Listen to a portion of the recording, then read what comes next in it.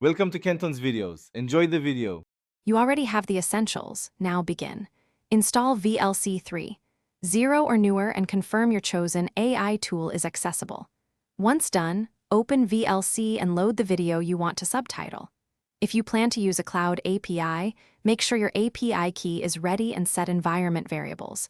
If local, verify Python and the model files are in place. Start with a short clip to test. This avoids long processing waits and helps you confirm the pipeline works before committing to longer files. Now generate the subtitles.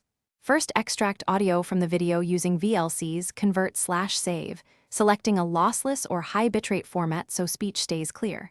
Next, run your AI model. For Whisper, use the command line with language and timestamp flags, or send the audio to the API with proper payload and sampling rate.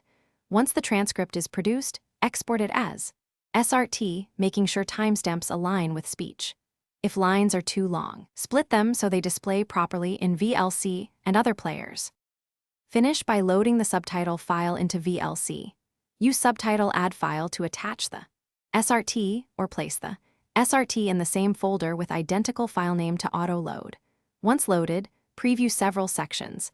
Adjust timing via Tools Track Synchronization if dialogue drifts. Make sure encoding is UTF-8 to avoid garbled characters, and verify the video's frame rate when subtitles feel off. If speech recognition mislabels words, rerun with higher model precision, or clean the audio and repeat. Thanks for watching. Consider subscribing if we helped you.